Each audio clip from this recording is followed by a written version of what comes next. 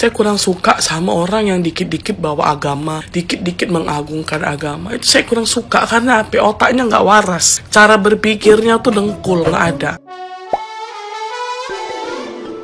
Hola netizen yang tercinta, calon wakil presiden nomor urut 2 Gibran Rakabuming Raka mengunjungi pabrik tekstil PT Sri Rejeki Isman Tbk atau Sritex di Kabupaten Sukoharjo, Jawa Tengah pada Selasa 23 Januari 2024. Kedatangan Gibran di pabrik tekstil terbesar di Indonesia itu pun disambut segenap pihak perusahaan itu dari direksi hingga karyawan. Gibran tiba di lokasi didampingi istrinya Selvi Ananda. Kedatangan Gibran dan Selvi disambut langsung oleh Komisaris Utama Sritex Iwan Setiawan Lukminto dan jajaran direksi lainnya. Gibran kemudian menyapa karyawan Sritex yang berdesakan untuk berjabat tangan. Mereka mengenakan seragam pabrik Sritex berwarna biru muda. Sejumlah karyawan tampak membawa bendera kecil bergambar kartun pasangan nomor urut 2 Prabowo Gibran. Pada momen tersebut tiba-tiba terdengar teriakan Mas Samsul dari arah kerumunan. Gibran sendiri terus menyambut jabat tangan dari para karyawan tanpa merespon panggilan tersebut. Istilah Samsul ramai di kalangan netizen yang budiman setelah Gibran salah sebut di sebuah acara pada akhir Desember 2023 lalu. Ia salah mengucapkan asam sulfat padahal yang ia maksud adalah asam folat. Istilah Samsul makin ramai dibicarakan setelah video politikus PDIP Masinton Pasaribu viral di media sosial. Masinton kemudian mengatakan netizen yang berbakti menyingkat asam sulfat menjadi Samsul. Nah, gimana nih menurut netizen yang terhormat? Silahkan berkomentar ya. Saya mau tanya deh, banyak yang nggak suka sama Gibran ini karena dia tidak berkompeten atau karena dia anak presiden? Atau malah ada yang berpikir anak presiden seharusnya tidak mengajukan diri sebagai cawapres atau gimana? Karena saya lihat nih Gibran ini salah dari berbagai sisi. Yang bilang Prabowo Gibran ini merusak MK lah, yang prosesnya Gibran menjadi cawapres itu menyalahi hukum, ada yang bilang tidak beretika, kepalanya kosong, tidak berkompeten, tidak berpengalaman. Kalian tahu kan itu kan narasi-narasi. Tapi setelah saya cari tahu, ternyata prosesnya Gibran menjadi cawapres itu tidak melanggar hukum. Saya mendapatkan penjelasannya Bapak Ali Wongso Sinaga. Kalian cari tahu sendiri. Di situ Bapak Ali Wongso menjelaskan cara kerja MK. Ini saya catat ya, correct me if I'm wrong. Saya akan menjelaskan dengan bahasa yang paling mudah dipahami. Cara kerja MK itu bagaimana, pun termasuk juga bagaimana cara menilai prosesnya Gibran kemarin itu pantas atau tidak, benar atau tidak. Ini saya catat ya. Di sini kita belajar bareng-bareng ya, correct me if I'm wrong. Oke. Jadi, tugas MK itu mengadili undang-undang. Undang-undang ini bertentangan dengan undang-undang dasar atau tidak, itu yang menguji MK. Terus siapa yang boleh mengajukan permohonan? Siapa saja boleh. Bukan hanya presiden, bukan hanya pejabat daerah, siapa saja boleh. Seperti yang kemarin meloloskan Mas Gibran, itu yang mengajukan itu mahasiswa. Yang undang-undangnya kan sebelumnya hanya 40 tahun kan yang boleh menjadi cawapres. Terus akhirnya ada tambahan yang sudah pernah menjabat atau memimpin daerah boleh, itu kan akhirnya meloloskan Mas Gibran, yaitu yang mengajukan mahasiswa, siapa saja boleh. Lalu MK itu punya peraturan dia sendiri. Di peraturan MK ini simpelnya boleh menambahkan, merubah atau mengurangi undang-undang yang ada.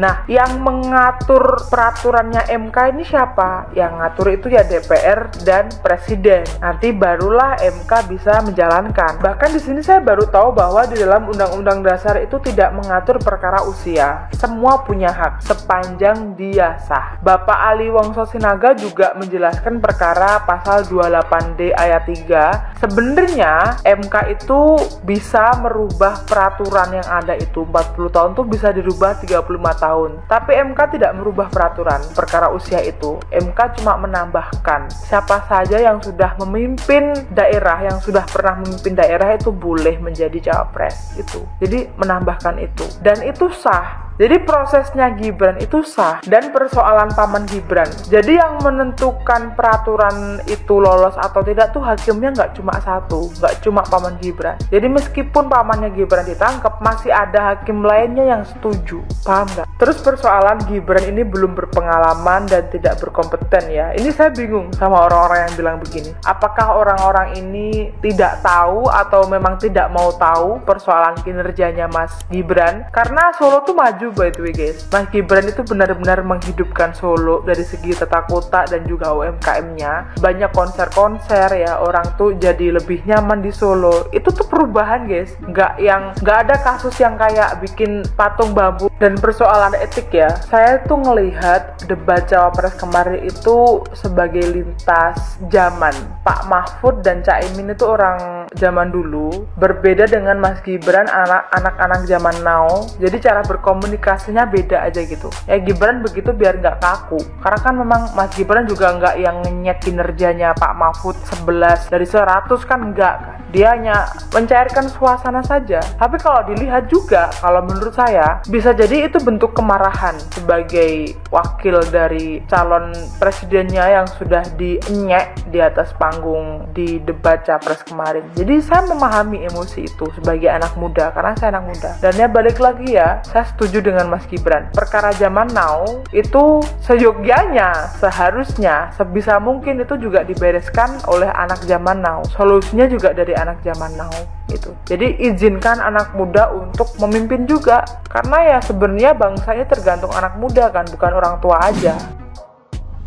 Mas Gibran, saya nggak nyinyir ya, tapi saya kan nih suka masak gitu. Dulu saya buka catering tapi nggak lanjut, nggak jalan gitu, nggak ada yang beli, ramenya cuma sebulan. Terus saya jualan bakso, sama ramenya cuma sebulan, habis itu nggak lagi gitu loh. Nah ini kalau menurut Mas Gibran ini menuju Indonesia Emas dengan program makan siang gratis. Nah saya daftar dong Mas, kira-kira daftarnya nanti gimana ya? Saya daftar sekarang lah sama Mas Gibran, kan bakalan jadi calon presiden, calon wakil presiden nih. Mau dong ya, di mana daftarnya ya? Saya mendaftar nomor 1 ya Mas ya. Nah gitu kira-kira ya netizen ya, siapa yang mau rame-rame mendaftar gitu.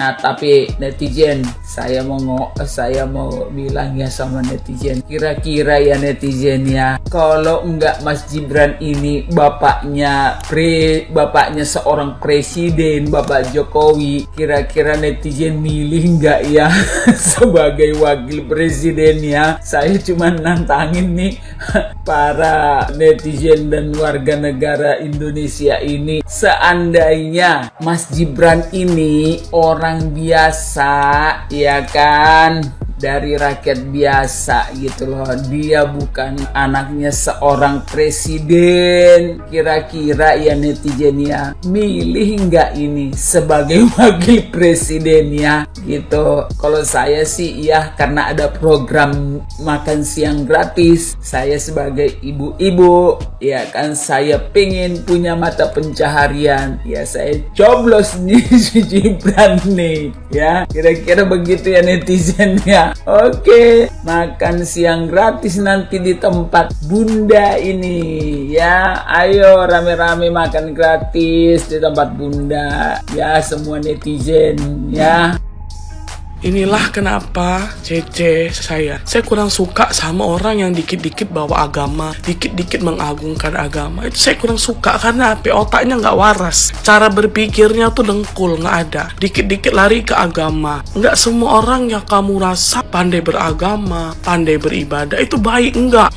Jadi orang yang gila-gila membela-bela agama, yang 100% sedikit-sedikit bawa agama, itu kalian harus hati-hati milihnya tuh. Jangan kalian jadikan presiden orang yang seperti diomongkan itu. Bahaya ya. Banyak kejadian orang-orang yang ahli agama melecehkan anak didiknya sendiri. Ingat itu ya. Orang-orang yang sering agamanya tinggi pun kadang-kadang banyak yang menjual agamanya tersebut. Bahaya. Jadi yang kita pilih tetap nomor 2 ya. Ingat tuh, tetap nomor 2 yang kita pilih. Jangan gila-gila agama, aduh mati kita. Jangan.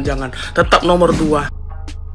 Ada yang bisa ngasih tau gue gak sih sebagai seorang swing voters nih, siapa yang harus gue pilih di Pilpres 2024 ini? Harus gue akuin kalau misalnya dari awal itu gue gak suka terhadap Pak Anies, karena kayak menurut gue ya politik identitasnya itu sangat melekat, dan gue adalah tipikal orang yang gak menyukai seseorang itu bawa-bawa agama untuk hal-hal yang seperti ini. Nah tapi di sisi lain, semakin perjalanannya waktu gitu kan, gue mendengar jawaban Pak Prabowo mengenai koruptor itu harus diapain. Jawabannya itu adalah kenaikan gaji. Gue bener-bener ngerasa kalau misalnya gue bingung banget di posisi ini, karena kayak gue gak setuju banget dengan jawabannya Pak Prabowo, walaupun hal itu sudah pernah dilakukan oleh negara-negara lain dan itu terbukti efektif. Gue nggak bisa terima jawaban Pak Prabowo karena menurut gue koruptor di Indonesia itu bukan karena mereka itu kekurangan gaji, tapi karena emang mereka ya jahat aja gitu loh. Mereka ngerasa kurang terus berapapun yang mereka dapat. Ditambah lagi mereka juga punya kekuasaan gitu kan, dan juga akses untuk mengambil uang yang lebih banyak. Jadinya mereka kayak udah melakukan hal itu, nggak ada takut-takutnya gitu loh. Sedangkan jawabannya Pak Anies yang dibilang kalau misalnya ya hukuman buat koruptor itu cuman kayak memiskinkan gitu kan, itu gue sangat amat setuju. Saat ini gue bener-bener dilema banget karena gue bener-bener nggak setuju kalau misalnya gaji para pejabat itu dinaikkan gitu ya, karena untuk mencegah mereka itu korupsi.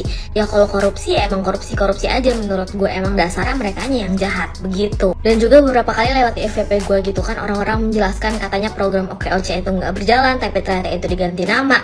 Terus juga beberapa hal mengenai Pak Anies yang gue sempat miss ternyata sudah pernah diluruskan, dan gue menerima fakta dan juga kenyataan itu. Gue akuin Pak Prabowo itu bener-bener orang yang tulus banget menurut gue ya, menurut gue, karena kayak dia berkali-kali nyalon dan segala macam. Dan gue rasa emang saat ini gitu ya, itu adalah waktunya Pak Prabowo untuk menjabat. Cuman jawabannya kemarin itu bener-bener bikin gue kayak, apa gue harus berpikiran ulang dan lain sebagainya. Tolong kasih tahu gue kayak alasan gue kenapa harus mendukung 01, satu kalimat aja, nggak usah panjang-panjang. Dan juga alasan kenapa gue tuh harus mendukung 02, satu kalimat aja, nggak usah panjang-panjang. Biasanya gue suruh kalian untuk berantem, kali ini gue bilang yang baik-baik, oke? Karena gue juga menilai dari sini gitu gimana pendukungnya bisa memberikan komentar. Segitu aja dari gue. Peace, love, and gaul.